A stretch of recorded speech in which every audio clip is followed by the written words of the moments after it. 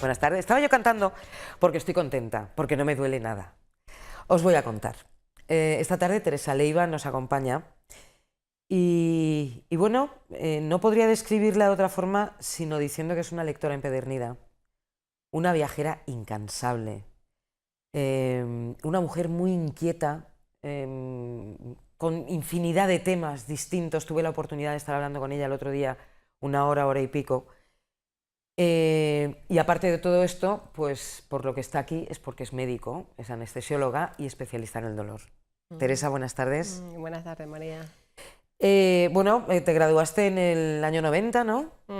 Por la Universidad de Granada, y luego ha sido un periplo de países, porque has estado en África, en Londres. Bueno, en Londres también estás a caballo entre Almería y Londres ahora, atendiendo a tus pacientes. Y lo más importante es que nos ayudas con un tema que a todos nos preocupa mucho, pero del que no se habla nunca. Es como un tema tabú, y es el dolor. ¿Qué es el dolor, Teresa? Bueno, hay muchas definiciones formales y en parte pues vamos a acudir a ellas, que dice que es una sensación desagradable. Todos estamos de acuerdo con eso. Sí. Pero que responde a un daño real o potencial, que mi cerebro lo interpreta en términos de daño y va a producir una serie de cambios emocionales, cambios de sensación, cambios cognitivos y cambios sociales en el entorno de la persona que sufre dolor. Eso es una sensación desagradable que es interpretada como peligro en mi cerebro y va a producir ese tipo de cambios en el entorno de la persona, tanto sensoriales como emocionales y sociales. Pero ¿desde siempre se ha considerado el dolor como tú nos estás describiendo?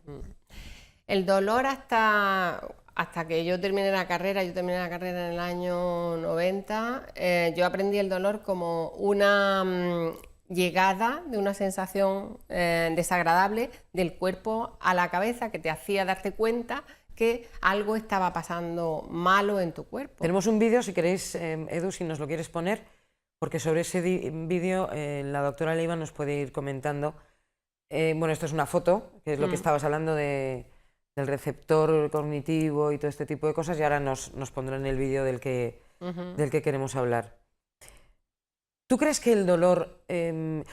a ver, hay una cosa que además, como lo comenté en mi pequeño núcleo de redes sociales, como 4 o 5 personas hablaban del umbral del dolor, el umbral, porque es que hay gente que tiene el umbral del dolor y hay gente que no tiene el umbral del dolor.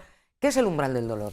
El dolor no se va a producir hasta que la sensación eléctrica transmitida por el sistema nervioso no llega al cerebro. Aquí lo tienes. Primero se produce la activación de un sistema eléctrico que no es ni bueno ni malo, es simplemente señal eléctrica transmitida desde la zona donde se produce la activación del receptor y de la vía nerviosa, y va a ascender por una vía eléctrica, que es el sistema nervioso, llega hasta la médula y desde la médula va a ir al cerebro, pasando por una serie de receptores que estamos viendo ahora mismo en el vídeo, una activación de canales y de puertas, pero no es hasta que el cerebro recibe esa información y la valora que se va a producir la señal de protección, y la señal de protección es el dolor. Si mi cerebro valora esa información que está viniendo de este pie, en este caso del vídeo que estamos viendo, como algo que no tiene importancia, algo que no me está haciendo daño a mí, no se va a producir el dolor.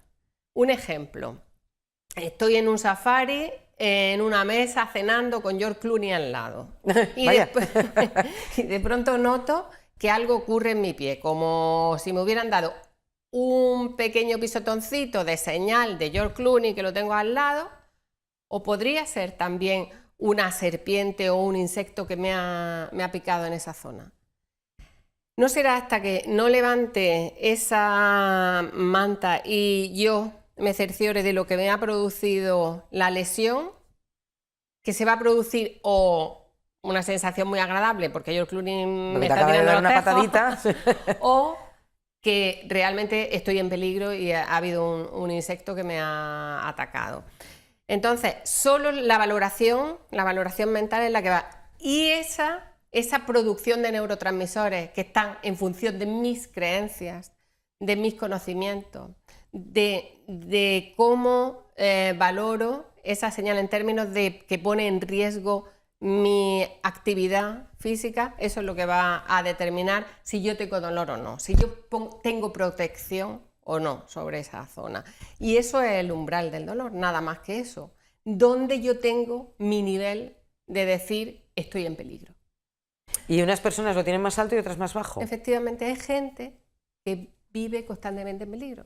Por ejemplo, las situaciones de síndrome de estrés postraumático, que ese síndrome de estrés postraumático se da mucho en pacientes con fibromialgia. Esos pacientes están continuamente en una situación de alarma, de peligro, por la razón que sea, o bien porque han vivido un trauma físico o bien porque han vivido un trauma emocional. Y eso hace que estas personas tengan un nivel de peligro, de protección muy bajo, el umbral. Y entonces, con muy poco que ocurra en el cuerpo, se va a producir ya sienten dolor. Una facilitación, una alarma y una protección que es el dolor. Pero, por ejemplo, nos estás hablando de la fibromialgia, que es algo que, bueno, tenemos ejemplos muy claros de gente muy conocida y de gente, bueno, han estado aquí de la Asociación de Fibromialgia de Almería. Es una enfermedad que provoca dolor constante. Estamos hablando de eso, pero hay una diferencia abismal entre el dolor y el dolor crónico, ¿no? El dolor agudo y el dolor crónico. Bueno, bueno, tú eres la que sabes.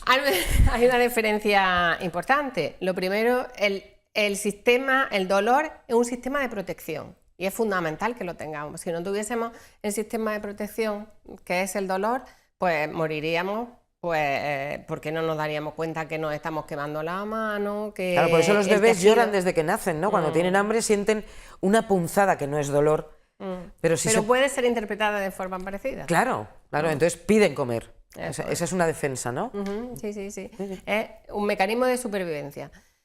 Entonces, en la situación aguda se va a producir una respuesta a la lesión que se está produciendo en el tejido. Y existe bastante correlación entre lo que ocurre en el tejido, si hay un daño, y lo que yo siento como peligro, sensación desagradable, dolor.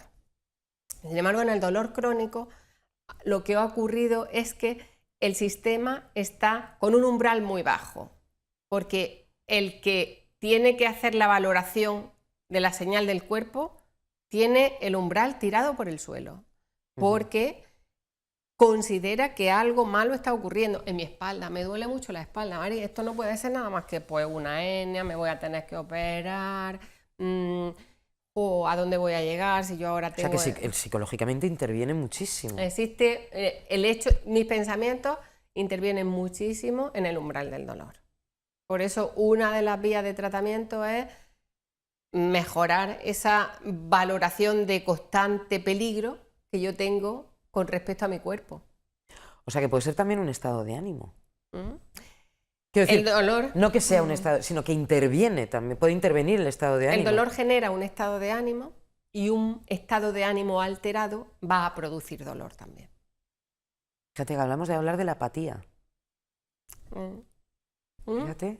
Efectivamente, la apatía es algo que lo genera el dolor, pero también una situación de apatía es capaz de generar un umbral bajo que me va a producir más dolor.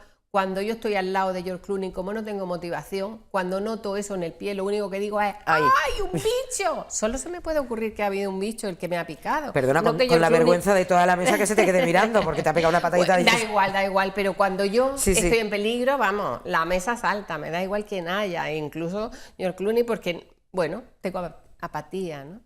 Efectivamente, el estado anímico va a determinar una serie de neurotransmisores y esos neurotransmisores van a determinar dónde está mi umbral.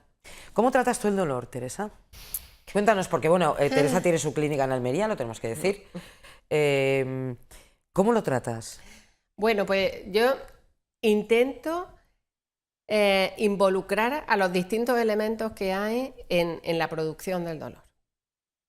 Obviamente, cuando tú tienes un paciente con dolor que hace una referencia a una parte corporal, esa parte corporal de alguna forma está implicada en el dolor. Así que tengo que, siempre pongo algún tratamiento manual, algo que esa parte del cuerpo va a estar tocada de alguna forma, o con aguja, o con electricidad, o con anestésicos locales.